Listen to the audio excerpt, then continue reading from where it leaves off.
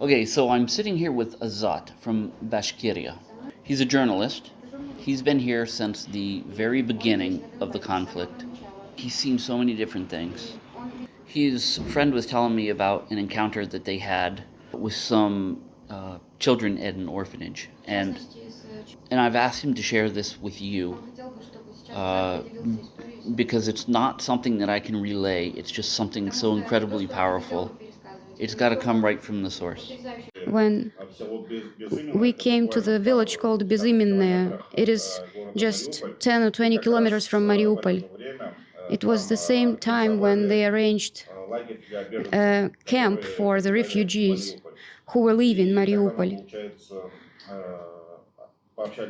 And we talked to people from MCS, and they said that in one of those, in one of the tents in this camp, there are children from the orphanage, family orphanage from Mariupol. So it was late at night when they came to this tent and they started to talk to first to the grown-ups, then the children were interested as well. They came to take part in this conversation as well. And their stepmoms, as we can call these women, they told us these horrible stories that when they were sitting under the shelling in the basements of the orphanage, they didn't have any food, they didn't have any water, they were starving, basically.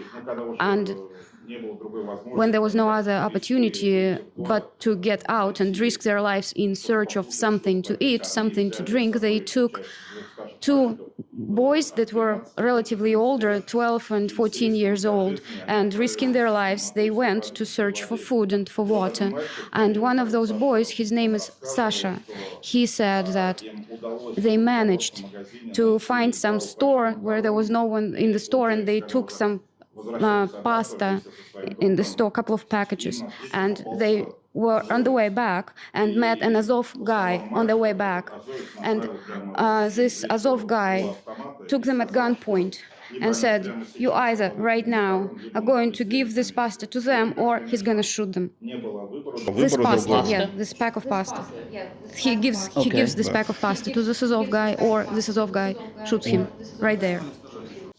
And if we remove the censorship from here, the exact quote was, you either blow me now or you give your pasta to me now. The guys had no choice. They gave him the pasta and ran away without food. According to this woman, their stepmom. Hold on. Yes. What were the exact words? The exact words were, suck my dick or give me your food. Holy God. Это вот, да, это было действительно так. Вот Азовец, говорит, приставил к голове автомат и такие слова сказал. Being held at a gunpoint, like that. They have a video where children are saying that. We cannot show this video to many people, but, well, we have that live, the recording. Да, еще было довольно страшно, когда... It was really horrible. They had two women, stepmoms, who adopted this way into their orphanage 14 children. The women were mom and daughter, and they said that they were going out looking for this food, and there were all these corpses on the way where they searched. People were laying there dead, without legs, without limbs, without arms, totally damaged. And children saw all that, so imagine the shock that these children received. It's impossible to talk about it without crying.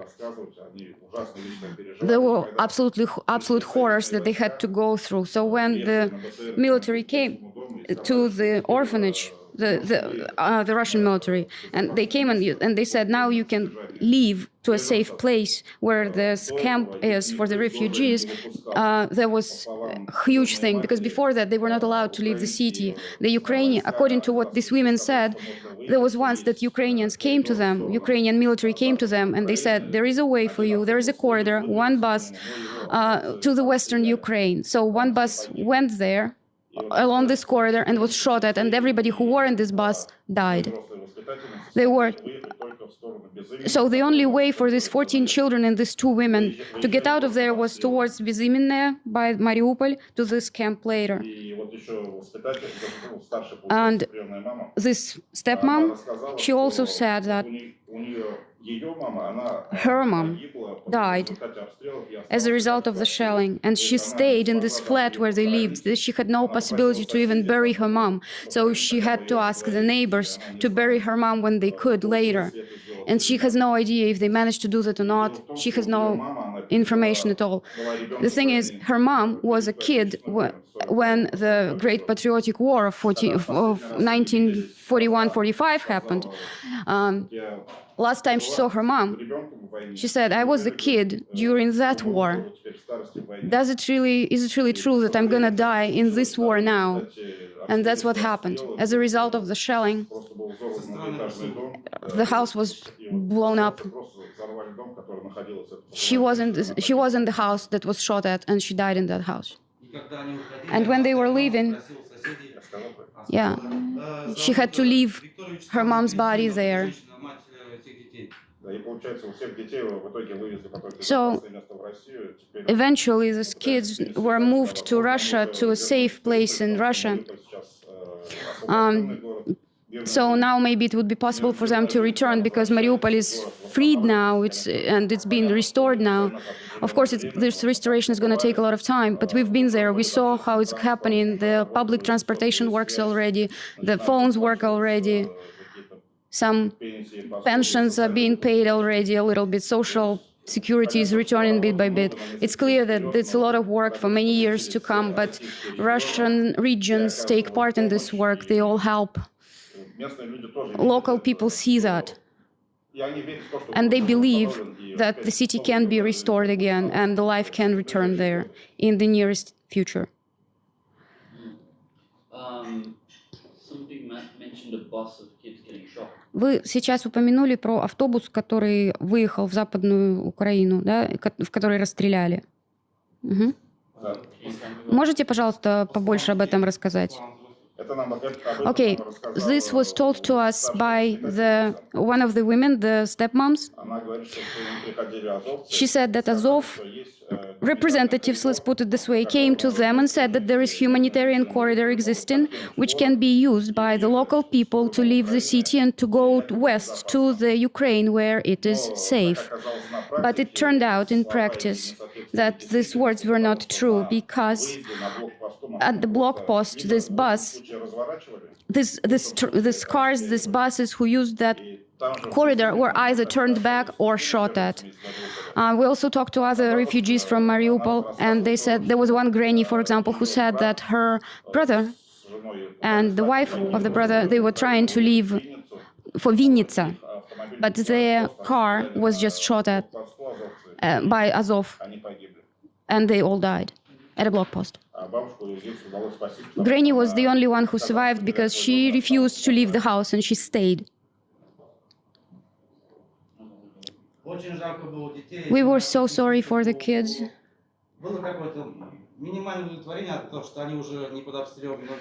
They were happy to be not under the shelling anymore, but the fear is all there that it can be. Может быть, вы сюда сядете? Okay, when talking to the kids,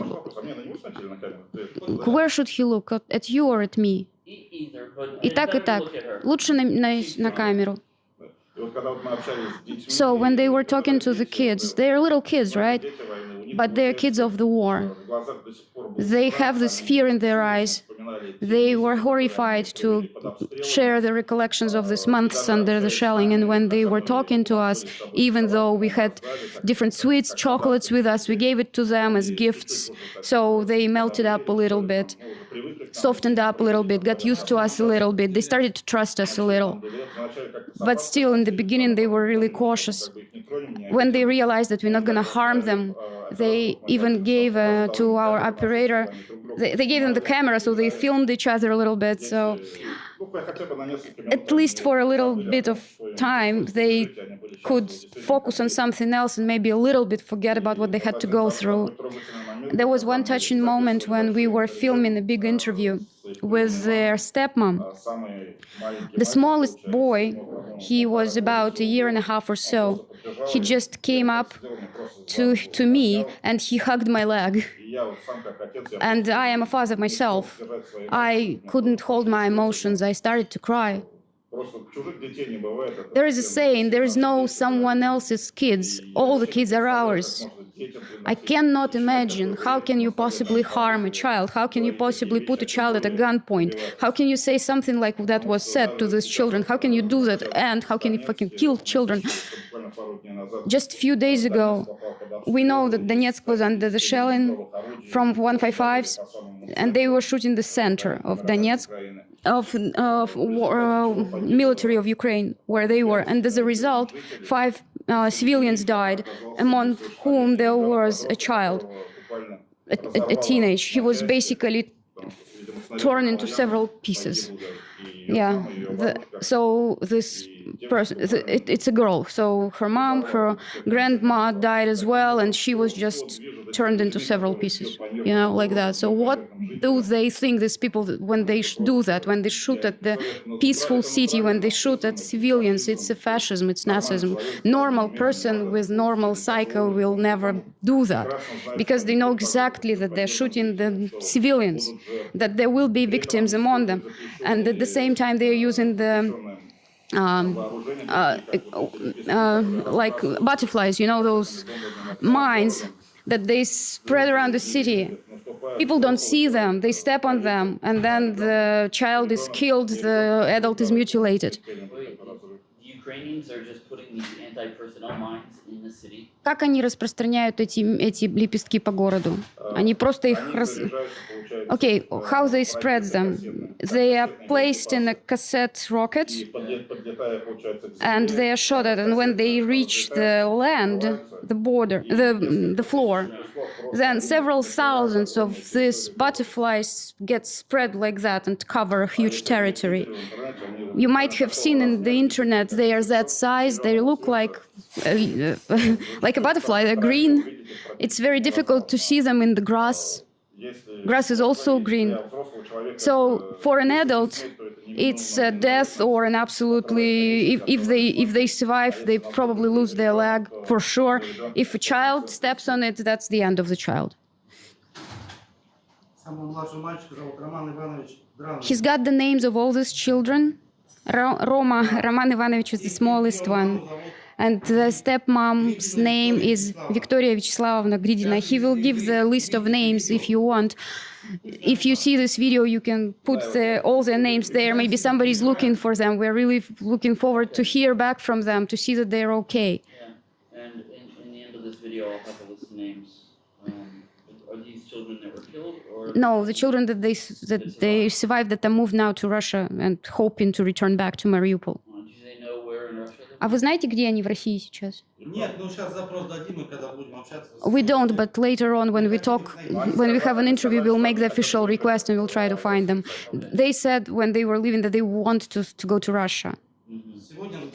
So we will look at we will have an interview today later on with MCS, and we shall show them the list, and we will see what we find. Cool, and I'll put the names on the list. Scrolling.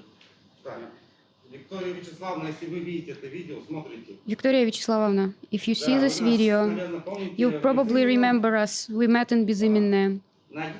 Please find us somehow through the DPR government. We very much deeply care about you, about your fate and the fate of the kids. Hello, if you see us. So, anyways, how hard has this been for you emotionally? I mean, you're Для a вас grown лично, man. то есть вот вы взрослый мужчина, для вас лично с эмоциональной точки зрения, насколько это тяжело? But how hard has it been for you emotionally? Можете об этом поговорить? Эмоционально, конечно, это очень Well, сложно. emotionally it's very complicated. Мы не знаем этих людей. We do not know personally these people when we meet them, but we talk to them, we interview them, and it is getting through to your heart. When we were in Volnovakha, we met a family, they were on the central square. We talked to them a little bit. We asked them to tell a story about how it was for them all these events. And they were just telling us that they lived just a street across from there. They asked to show their home. They lived at the second floor of that house, and it was seen that there is nothing left from the flat. It's just a big hole in the wall. And the people from Volnovakha, they said that Azov people soldiers came to their flat and sent them out to the balcony so that they would be visible, so that they would be like human meat shield, and were shooting at the military from their backs. And these women, there were 2 women and the guy and 2 children. So to survive, they jumped from the second floor, they jumped down. And only after they jumped from the balcony, the Russian military saw that the civilians are not there anymore, only then they could shoot back. So normal men don't fight like this. They don't use humans as shield. Seriously, these are the actions of some terrorists, of real terrorists. I don't even know how else to call them. So he says, like in Syria, we are freeing normal people. Расскажи тоже про Азовсталь, где мы встретили парня Сергея, который ехал на велосипеде по мосту с Азовстали. И он был непосредственно в этом месте, когда все He asks him to tell another story about the guy that they Они met. уже выезжали, стреляли по Мариуполю. So from the beginning, the story.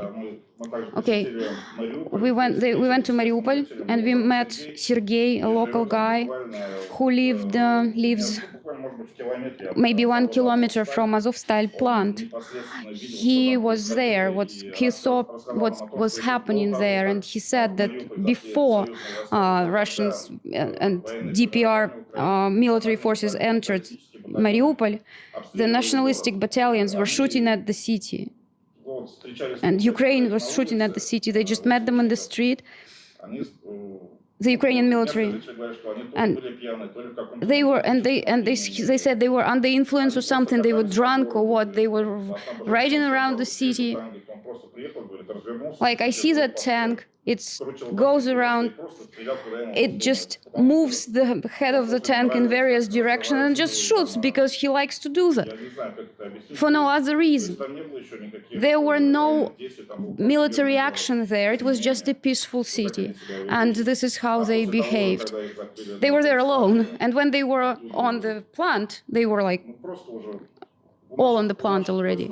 Then our military forces had no other way rather than to push forward. So the local people, they were really glad that finally they were freed, liberated. And it is over now. So in spite of this huge, terrifying results of these actions, we can say that in Mariupol it is safer now than it is in Donetsk at the moment. Oh, it's powerful. Это очень мощно, то, что вы сейчас Вот в рассказали. Мариуполе, кстати, мы тоже By the way, мы in Mariupol встретили we met уроженца нашей республики, also someone from our republic, Наталья, она Kalmykia. переехала, получается, Natalia, с she мамой moved сюда with больше her 30 mom лет more than назад, 30 years ago. She moved to работала на Mariupol. местном She worked at the предприятии в local Мариуполе. factory И вот in уже- Mariupol. Ну, сейчас мама, получается, у нее ее маме уже больше 80 Right now, her лет, mom is она инвалид over than первой 80 группы, years old. без She is a рук. Сама disabled Наталья person. тоже This woman, пожилая, Natalia, she's тоже also инвалид quite по old. зрению. She И они жили also в has a обычной disability. пятиэтажке. She's И half когда blind or начался something. обстрел по их So дому, when просто their home лупили was со всех shot орудий. at, they were shooting Вот есть from видео у нас. everything. They have a video. Разрушение of- от прямого попадания систем It's like залпового direct shot огня «Град».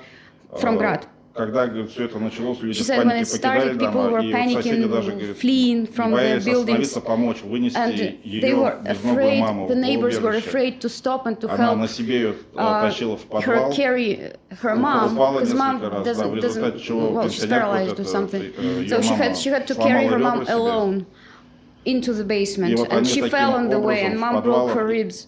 получается, их дом когда Because of that разрушили, их fall. убежище тоже разрушилось. So their home was destroyed, И the они shelter вот was destroyed where they were больше hiding, месяца они из and for подвала more в than подвал 1 month they перебирались, were так just вот, тоже moving без from еды, one без воды, basement to the всё other это without food, переживали. without water. И сейчас вот они хотят, ну, у них Now ничего не there's осталось, ни nothing left. квартиры, They don't have a flat ничто anymore. уже не They don't делают в have anything Мариуполе. Они anymore. There is nothing for them сейчас to пытаются do in Mariupol восстановить anymore. документы, They are trying to restore ратификацию their и уже documents выехать and to somehow leave себе на малую родину, back в to Башкортостан. to Bashkirkestan. И So back хотят to уже their там продолжить original мирную жизнь. homeland and to continue to live there. Well, thank you very much. Азат, спасибо большое. I appreciate your time. And Спасибо, что уделили время, поделились историей. hopefully that hopefully Будем people like you надеяться, что люди, такие will как вы, help будут people in the West помог- make sense of this, помогут людям на Западе find out понять really what's все-таки, happening. что на самом деле происходит. Because for me this is the most important thing. Потому in the что world для right меня, now. например, это самое важное вообще, что есть на свете. Донести эту Thanks. правду. Thank you very much. Спасибо.